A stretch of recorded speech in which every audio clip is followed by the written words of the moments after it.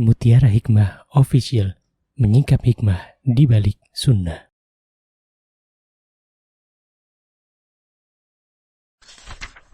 Salurkan donasi terbaik Anda untuk mendukung dakwah Mutiara Hikmah Official. Mau haji yang gak pakai antri? Daftar sekarang, insya Allah 2024 berangkat. Gratis keberangkatan umroh sebelum haji. Dibersamai oleh Ustadz Hanan Yasir dan juga Ustazah Imro'atul Azizah. Buruan daftar sekarang juga, sebelum harga naik.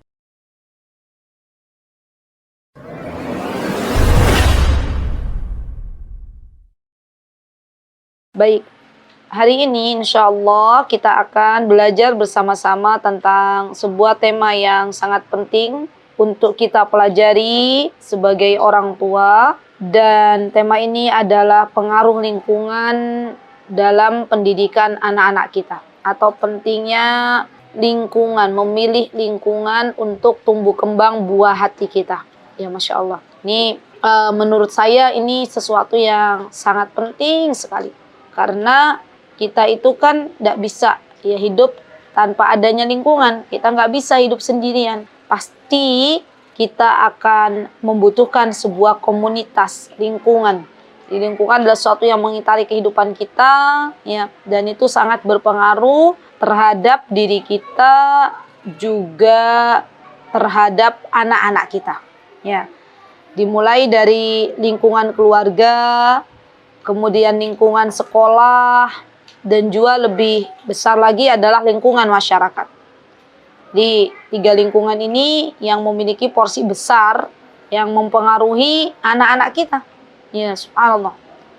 Dan tentunya teman-teman, ketika orang tua mampu untuk memilih lingkungan yang baik, dimulai dari lingkungan keluarga, dimulai dari memilih pasangan hidup yang salih, yang satu visi, yang satu misi, maka ini adalah sebuah keberuntungan, ya, sebuah kebahagiaan. Karena nanti dari lingkungan keluarga ini kelak akan Allah mudahkan suami istri ini, ayah ibu ini untuk memilih lingkungan sekolah yang baik untuk anak-anaknya. Dan kalau sudah memilih lingkungan sekolah yang baik, maka ia pun akan memilih tempat tinggal yang baik bagi anak-anaknya. Jadi, Masya Allah ya, lingkungan ini memang pengaruhnya tuh sangat-sangat besar untuk anak-anak kita. Maka kita sebagai orang tua harus tahu dulu nih, lingkungan yang seperti apa, ya, yang baik untuk anak-anak kita. Jangan sampai kita tidak mau tahu, tidak mau belajar tentang bagaimana kita harus memilih lingkungan anak-anak kita. Dan tentunya dimulai dari lingkungan keluarga itu sangat-sangat berpengaruh bagi anak-anak kita. Karena subhanallah teman-teman, kita pernah mendengar bahwa orang tua itu kesolihannya akan berpengaruh terhadap pendidikan anak-anak. Ya Masya Allah. Jadi ini luar biasa ya akhwat. Dari lingkungan keluarga kita akan belajar bagaimana pentingnya memilih pasangan hidup yang sesuai dengan apa yang kita inginkan, apa yang Allah inginkan, apa yang Rasulnya inginkan. Ya, orang tua terlebih dahulu yang menjadi salih, maka Allah akan salihkan anak-anaknya. Sebagaimana Allah berfirman dalam Al-Quran dalam surat Al-Kahfi, apa kata Allah? A'udzubillahi minasyaitonirrajim. Wa ammal jidaru fakana li ghulamaini yatimaini fil Madinah. وَكَانَ تَحْتَهُ كَنْزٌ لَهُمَا وَكَانَ أَبُوهُمَا صَالِحًا فَأَرَادَ رَبُّكَ أَنْ يَبْلُغَا أَشُدَّهُمَا وَيَسْتَخْرِجَا كَنْزَهُمَا رَحْمَةً مِنْ رَبِّكَ وَمَا فَعَلْتُهُ عَنْ أَمْرِي Dzalika ta'wilu ma lam tasti' alaihi sabra. Kata Nabi Musa ya kepada Khidir, wahai Khidir, ya kenapa engkau bangunkan kembali, engkau tolong ya anak yatim itu, engkau tolong dinding itu ya sehingga tidak roboh. Kata Khidir, di bawahnya ada harta benda simpanan bagi anak-anak yatim ini. Dan dulu ayahnya adalah orang yang salih. Lihat, lingkungan keluarga mempengaruhi kehidupan anak-anaknya. Subhanallah. Maka Rabbmu menghendaki agar mereka sampai kepada kedewasaan dan mengeluarkan simpanannya itu sebagai rahmat dari Rabbmu. Subhanallah teman-teman. Jadi baru saja kita tadi pagi itu belajar tentang ketika kita orang tua menjaga hak-haknya Allah, menjaga syariatnya Allah, maka Allah akan menjaga anak keturunan kita. Allah akan menjaga harta kita. Allah akan menjaga agama kita. Allah akan menjaga dunia kita. Subhanallah. Jadi ini penting ya teman-teman. Kalau kita pengen punya anak-anak salih, maka lingkungan rumah juga harus baik. Ya, dimulai dari lingkungan keluarga. Kalau lingkungan keluarga baik, insya Allah anak-anak ini pun akan baik. Tapi kalau lingkungan keluarga orang tuanya nggak pernah rukun, orang tuanya selalu ribut, ya, anak-anak menjadi korban dari perceraian, anak-anak menjadi korban dari pertengkaran orang tua. Bagaimana anak-anak mendapatkan lingkungan yang baik? Dimulai dari rumahnya. Dari mana dia mendapatkan perhatian? Anak-anak yang rusak itu biasanya asal muasalnya mereka berasal dari keluarga yang rusak. Ya subhanallah. Dari keluarga yang orang tuanya tidak peduli. Ya, maka dia keluar mencari perhatian. Ya. Anak-anak yang demikian adalah anak-anak yang tidak mendapatkan kasih sayang dari kedua orang tuanya. Subhanallah. Jadi yang mempengaruhi lingkungan yang paling besar, mempengaruhi kondisi anak itu sebenarnya kondisi rumah, kondisi sebuah keluarga, kondisi orang tua. Ya Masya Allah, sebelum kita menyalahkan sekolah, sebelum kita menyalahkan masyarakat yang lebih luas, maka tengok dulu lingkungan keluarganya sudah benar belum. Ya subhanallah. Nanti baru setelah lingkungan keluarganya benar, kita tengok sekolahnya di mana. Ya, kalau sekolahnya sudah baik, maka masyarakatnya seperti apa. Nah itu dia. Jadi penting ya, yang namanya lingkungan keluarga, lingkungan sekolah, lingkungan masyarakat juga sekarang itu ya teman-teman. Termasuk dari lingkungan di sini itu media sosial. Media sosial anak-anak kita itu lingkungan yang sangat mempengaruhi anak-anak kita. Subhanallah. Ya banyak anak-anak rusak berasal dari apa? Dari HP. Ya banyak anak-anak rusak yang kerusakan itu mereka peroleh dari tontonan. Subhanallah. Maka penting bagi kita untuk memperhatikan bagaimana anak kita dengan HP-nya. Dan kemarin kita sudah pernah belajar. Walhamdulillah. Baik. Kita lanjut ke kitab yang ada di depan kita. Apa kata Syekh? Beliau hafizahullah ta'ala, Syekh Mustafa Al-Adawi dalam kitabnya Tarbiyatul Abna. Beliau berkata, semoga Allah menjaga beliau. Ya semoga Allah menjadikan apa yang beliau tulis menjadi ilmu yang bermanfaat. Beliau mengatakan bahwa tabi'atul buldan ya allati ta'ishu fiha al-usra siratu ahluha, Masya Allah. Dan beliau mengatakan keadaan sebuah kampung atau keadaan sebuah kota di mana mereka tinggal di dalamnya itu pasti sangat-sangat mempengaruhi pendidikan anak-anak. Jadi memang betul ya teman-teman, di mana kita tinggal itu anak-anak kita akan sangat berpengaruh. Kalau misalnya anak-anak kita sangat terpengaruh. Kalau kita misalnya nih ya tinggal di lingkungan para pecinta ilmu, ya, maka biidznillahi ta'ala Allah jadikan anak-anak kita mencintai ilmu. Kalau kita tinggal di lingkungan yang rusak, dari keluarganya sudah rusak, lingkungannya rusak, sekolahnya rusak, ya, maka biasanya anak-anak ini juga akan rusak.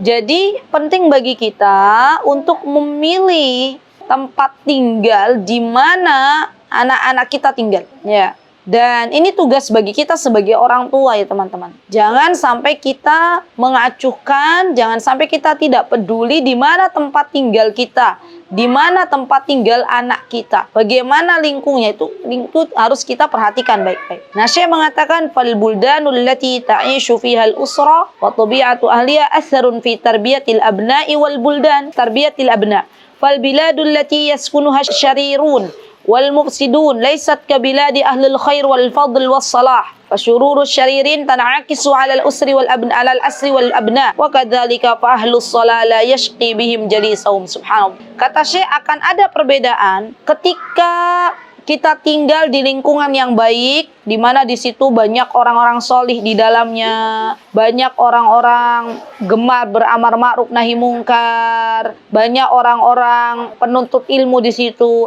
dengan tinggal di lingkungan yang buruk, Jadi lingkungan yang rusak, di situ banyak perampok, di situ orang-orang tidak mengenal Allah, tidak sholat, tidak mengenal agama, misalnya. Ini sangat-sangat berbeda, Masya Allah. Dan kami pun merasakan ya teman-teman, ketika kami tinggal dulu di Yaman, ya, di lingkungan para penuntut ilmu, maka subhanallah, ya, kami rasakan sekali bahwa sangat besar ya Masya Allah dari lingkungan yang kami tempati itu berpengaruh sangat besar untuk anak-anak kami. Ya, bisa dibayangkan nggak teman-teman? Di sana tuh ya di Yaman tuh anak-anak itu sudah biasa yang namanya lulus SD tuh hafal Quran. Itu udah biasa. Dan nanti selesai hafal Quran, menghafal Quran 30 juz, mereka melanjutkan menghafal Sahih Bukhari dan Muslim. Dan biasanya mereka menghafalnya pada waktu liburan panjang musim panas, ya. Nah, atau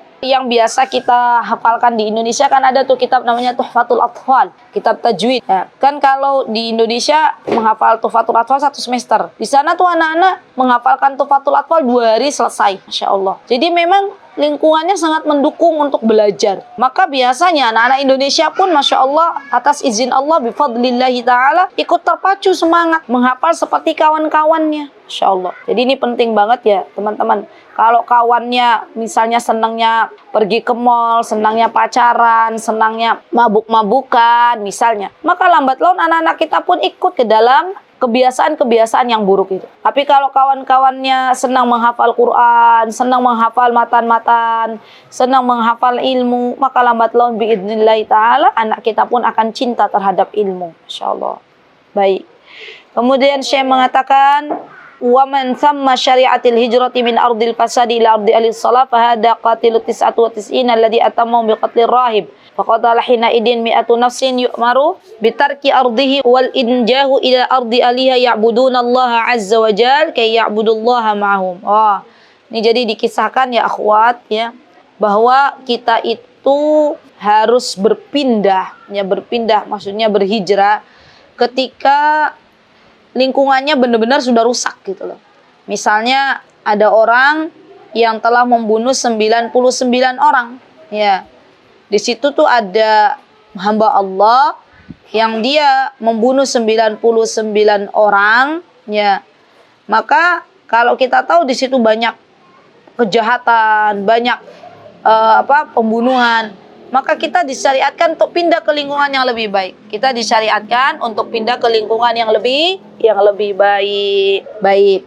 Jadi sekali lagi ya teman-teman, kalau kita lihat ya lingkungannya sudah sangat-sangat tidak baik gitu ya, misalnya untuk pendidikan anak-anak kita, musik hingar-bingar di mana-mana, tetangga tidak takut-takut bermaksiat, yang membawa anak-anaknya di depan mata untuk berdua-duaan dengan laki-laki yang bukan mahram misalnya, maka kita boleh ya pindah. Ya, mencari lingkungan yang lebih baik, mencari tempat tinggal yang lebih baik. Jadi yang dimaksud di sini ada lingkungan masyarakat. Ya, kita cari masyarakat, komunitas yang lebih baik daripada kita mempertahankan masyarakat yang tidak baik dan akhirnya anak-anak kita pun akan terpengaruh dengan keburukannya. Ya, baik. Kemudian Rasulullah SAW bersabda, yushiku an yakuna khairu malil muslim ghanam yattabi'u biha sya'ful jibal wa mawaqi'ul qitr yafirru bidinihi minal fitan. Ya Masya Allah. Ini ada wejangan dari Nabi kita Muhammad SAW. Ya akhwat, mohon diperhatikan. Ada pesan yang sangat bagus dari baginda Rasulullah SAW. Beliau mengatakan, subhanallah, kelak akan ada ya Masya Allah orang yang sebentar lagi itu akan ada harta yang terbaik bagi seorang muslim ya adalah ghanam. Ghanam itu kambing ya. Kenapa? Karena di sini ya Rasulullah SAW mengatakan bahwa ketika seseorang itu memiliki kambing, biasanya dia akan gembalakan ke puncak gunung dan lembah-lembah yang tinggi, yang mana dia yafirru bidinihi minal fitan. Dengan dia mengembalakan kambing-kambingnya ke puncak-puncak gunung yang tinggi, maka dia ya lari dari fitnah. Bidinihi maksudnya dia lari menyelamatkan agamanya dari fitnah yang ada. Subhanallah ya akhwat ya. Sekarang itu la haula wala quwata illa billah. Fitnah syubhat itu di mana-mana. Minuman keras dijual di mana-mana. Orang berzina di mana-mana. Musik ada di mana-mana. La haula wala quwata illa billah. Ya kalau kita bisa tidak keluar rumah, yang penting nggak usah keluar rumah. Di rumah itu lebih baik, jauh dari fitnah. Ya. Jadi tantangan zaman sekarang itu fitnah syahwat dan fitnah syubhat. Ya. Itu luar biasa. Kalau untuk membentengi agar kita diselamatkan oleh Allah dari fitnah syubhat, maka dengan belajar, menuntut ilmu, duduk di majelis ilmu. Sekarang itu juga banyak ya, Masya Allah, antara kebatilan dan yang hak itu dicampur adukkan. Ada banyak para da'i atau yang mengaku sebagai da'i justru mengajak kepada kesesatan. Ya, mengajak kepada melakukan sesuatu yang tidak dianjurkan oleh Nabi kita Muhammad SAW. Dan orang berduyun-duyun mendatanginya. Ya, mengira bahwa itu adalah bagian dari kebaikan. Padahal ternyata tidak pernah dianjurkan oleh Nabi kita Muhammad SAW dan juga tidak pernah diperintahkan oleh Allah Azza wa Jalla. Ya, jadi hati-hati juga dalam memilih guru, karena kita hidup di zaman yang fitnah di mana-mana. Terutama fitnah syubhat itu lebih mengerikan. Karena orang kalau terkena fitnah syubhat ya akhwat, ya, maka kadang dia nggak merasa kalau dia salah. Tapi orang kalau terkena fitnah syahwat, dia berzina, biasanya dia tahu bahwa dia sedang melakukan dosa besar, itu paham, sadar, gitu ya. Jadi ini hati-hati ya, hati-hati kita hidup di zaman di mana fitnah syahwat dan syubhat menyambar-nyambar. Maka kata Rasulullah SAW, kalau fitnah itu sudah merebak di mana-mana, maka kata Rasulullah SAW, larilah kalian ke lembah-lembah, larilah kalian ke gunung-gunung. Itu loh maksudnya. Cari lingkungan yang baik, cari masyarakat yang baik, ya, bikin masyarakat yang lebih baik, ya, hijrah ke tempat yang lebih baik. Itu yang dimaksud dengan hadis ini. Ya firru bidinihi minal fitan. Jadi dulu Ashabul Kahfi ya akhwat, kalau teman-teman baca kisah Ashabul Kahfi itu ya, Masya Allah ya, itu kan kenapa mereka bersembunyi di gua-gua ya. Mereka lari bersembunyi di gua-gua itu untuk menyelamatkan agama mereka. Jadi dulu pada zamannya Ashabul Kahfi hidup ya, maka ternyata di situ penguasanya itu zalim ya. Penguasanya zalim dan penguasanya tidak memberikan sebuah kesempatan untuk para hamba Allah untuk benar-benar beriman kepada Allah ya. Maka Allah Subhanahu wa taala menjadikan Ashabul Kahfi ini, Allah jadikan mereka ya, Masya Allah, atas izin Allah mereka masuk ke gua-gua dan Allah tidurkan mereka ya. Allah tidurkan mereka, Masya Allah, sampai akhirnya mereka terbangun dari gua tersebut. Dan mereka ya, setelah ditidurkan dalam gua sekian lama ya, bertahun-tahun dalam gua, kemudian Allah bangunkan kembali. Baru setelah itu ternyata negerinya itu sudah lebih baik lagi ya. Jadi kalau kita pelajari lagi ya, dalam surah Al-Kahfi kan ada tuh, di situ mereka berdoa kepada Allah. Id awal fityatu ilal kahfi faqalu Rabbana atina min ladunka rahmah wa hayyi lana min amrina rasyada. Jadi ada di sini para pemuda melarikan diri menyelamatkan agama mereka. Ya, karena sudah rusak lingkungannya, masyarakatnya sudah rusak. Mereka menjauh dari kaumnya menuju ke sebuah gua di gunung dan bersembunyi dari kejaran kaumnya. Mereka berdoa kepada Allah, mohon kepada Allah, Rabbana, wahai Rabb kami, atina, berikanlah kepada kami apa yang mereka minta kepada Allah, teman-teman. Min ladunka rahmah, berikanlah rahmat kasih sayangmu. Wahai lana, dan setelah meminta rahmat dari Allah Subhanahu wa taala, maka mereka juga meminta kepada Allah agar ditunjukkan dari urusan mereka dijaga oleh Allah, dilindungi oleh Allah Subhanahu wa taala. Masya Allah, tunjukkan ke jalan yang baik. Masya Allah. Baik, dan ini ya contoh diantara sekelompok orang yang melarikan diri dari lingkungan yang sudah rusak, ya. Dan Allah Azza wa Jalla punya solusi bagi mereka. Allah tidurkan di gua, ya, sampai akhirnya mereka terbangun dan dalam keadaan, ya, mereka terkejut, ya. Mereka terkejut karena ternyata apa? Karena ternyata masyarakatnya sudah berubah biidnillahi ta'ala, ya. Kan kisahnya kalau teman-teman baca dalam Ashabul Kahfi, ya Pak. Ketika mereka dibangunkan oleh Allah, ya, maka mereka memerintahkan salah seorang di antara mereka untuk pergi ke kota bawa uang yang di zamannya mereka, ya, uang di zamannya mereka, dan orang-orang di kota terkejut, ya. Terkejut, kok uangnya uang zaman kuno kok masih ada gitu loh. Kamu tuh orang mana gitu, ya kan, kaget. Dan akhirnya Ashabul Kahfi ini menceritakannya bagaimana kisahnya ke gua, kemudian Allah tidurkannya sepanjang waktu, Masya Allah, dan Allah kembalikan mereka dalam keadaan lebih baik, Masya Allah. Baik, jadi bagus nih teman-teman belajar, ya. Baik. Wa qad qala Rabbuna subhanahu wa ta'ala, ya, Allah subhanahu wa ta'ala berfirman dalam surah Al-An'am. Apa kata Allah Subhanahu wa taala? Wa idza ra'aital ladzina yakhuduna fi ayatina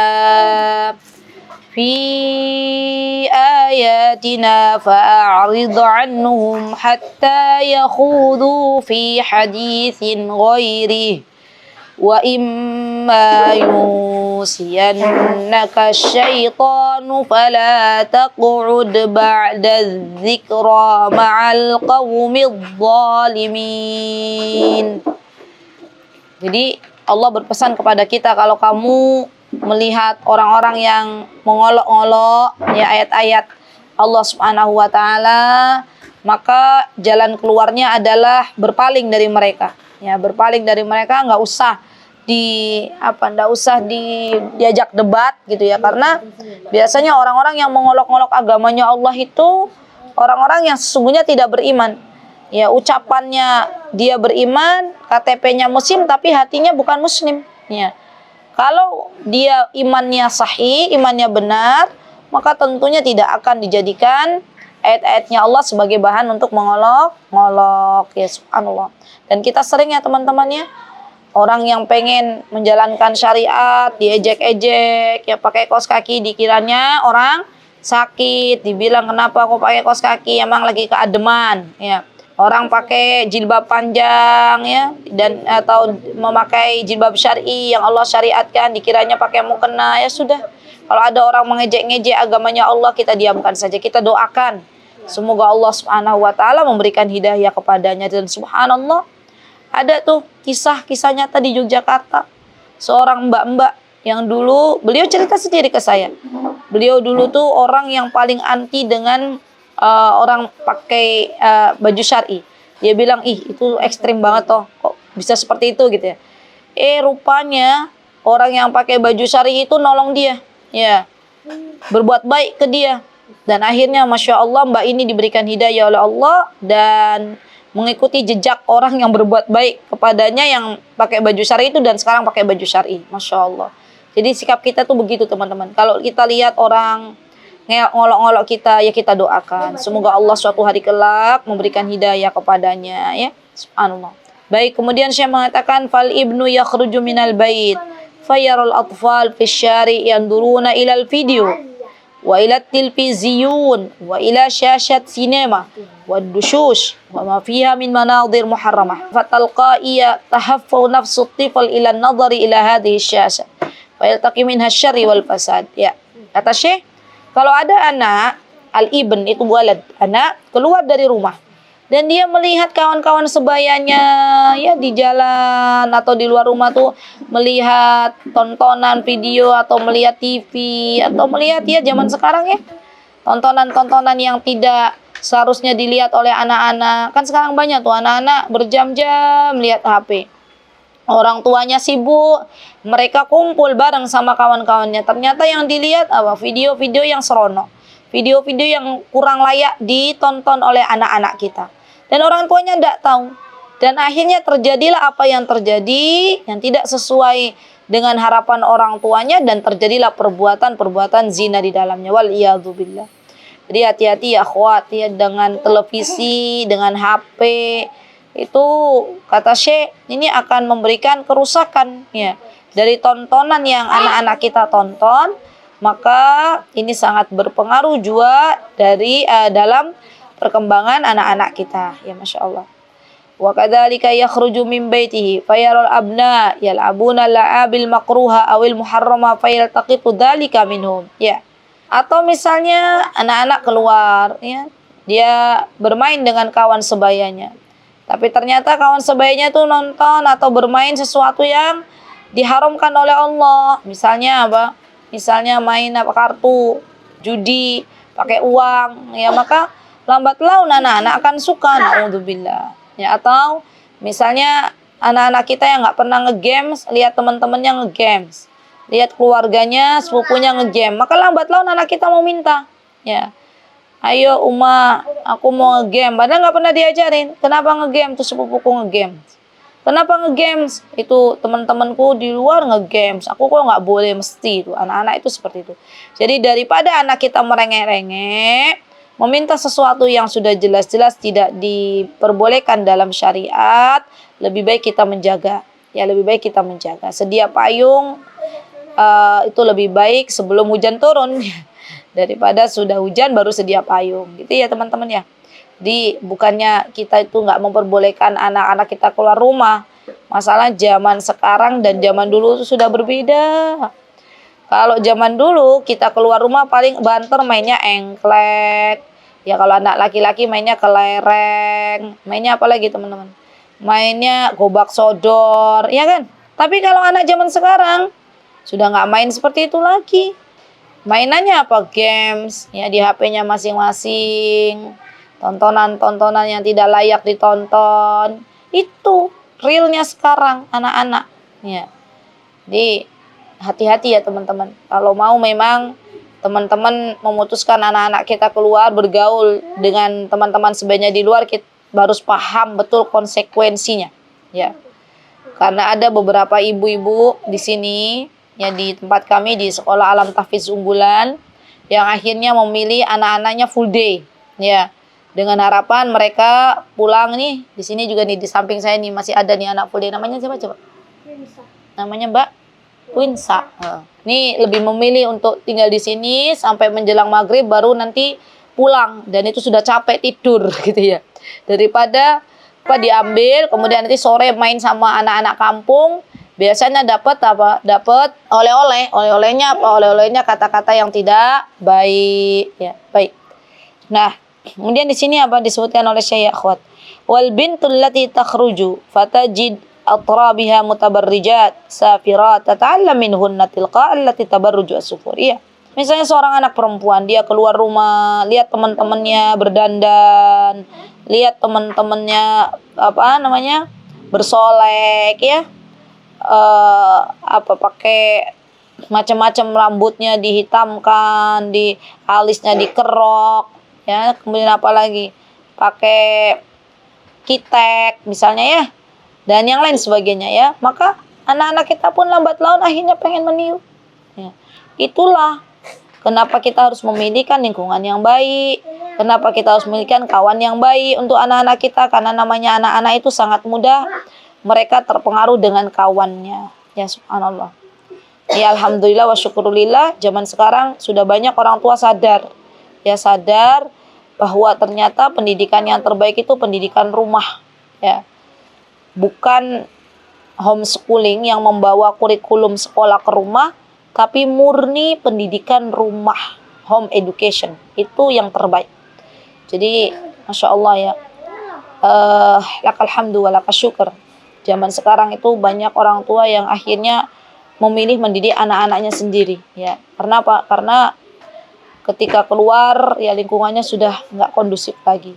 Tapi itu pilihan ibu-ibu semuanya kok, monggo. Kalau mau disekolahkan ya silahkan, pilih sekolah yang baik.